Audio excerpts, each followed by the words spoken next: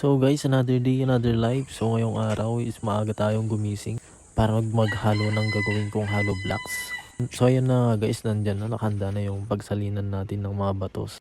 Kailangan natin kasing tanggalin yung mga malalaking bato kasi hindi siya kasya sa hulmaan ng hollow blocks. Itong pagpapala pala guys is exercise din ito sa back and bicep. Yan. Kaya pag matatapos ako magpala ay sobrang pagod ko. Para na rin ako nag-gym ng sobrang sobra. Yan na nga guys, pagkatapos ko itong punuin, hihilain ko na yan at dadalhin ko sa paggawaan ko ng hollow blocks. Ang hirap pala ng buhay ng ganito. Yung ikaw na nga yung nagtatrabaho, ikaw pa yung nagbibideo. Pinabalik-balikan ko na lang yung cellphone ko na nakapatong sa bato. Hindi tulad ng ex mo, hindi ka binalikan. Charot! Kung nakikita nyo dyan sa video ko guys, is minsan lang ako nagbuhat ng kartilya. Ilang beses na po ako pabalik-balik dyan para lang nagte-treadmill sa gym. At sa wakas nakarating din ako. Di ba ang layo? Iniimbak ko muna dyan yung mga buhangin na aking gagawin para hindi na ako magsasalin ng mga bato sa tanghali kasi mainit po kasi doon.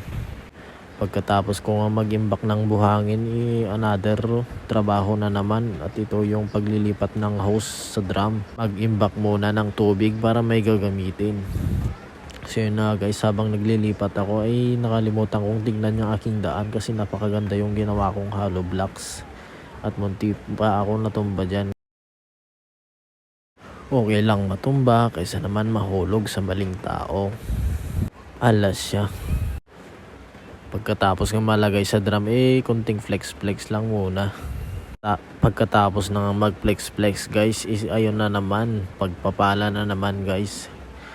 So ito pala yung ginagawa ko guys kapag maghahalo ako ng semento at buhangin.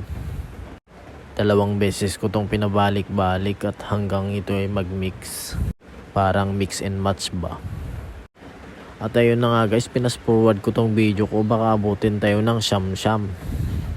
So yun na guys, binutasan ko na ang gitnaan para lagyan na ng tubig at para magmukha ng bulkang Taal. Ang mix pala nito ay 21 na timba na buhangin at 3 timba ng tubig at 1 bag na semento. So yun na guys, pagkatapos kong lagyan ng tubig ay napagod na ako. Alam nyo ba na hindi pa ako kumakain dyan, 12:00 na ng tanghali. Ganyan talaga ang pag-exercise, medyo gutom ka para effective yung exercise. Pagkatapos kang malagyan ng tubig ay yan, hinahalo ko na. At yun na nga, pagkatapos ng maghalo, gagawin ko na tong hollow blocks. At bago matapos tong video guys, gusto ko lamang po i-shoutout yung mga nagpa-shoutout tong last video ko. Shoutout po kay Bars Cortez, Generoso Cortez, Ronald Dizon, Eric Flores Venegas, Charlie Main Lim, JC Sala, at kay Kay Tulalian Beldad. At sa mga hindi po na shoutout, just comment down below lang po para shoutout po kayo sa next video. And don't forget to like, share, and subscribe.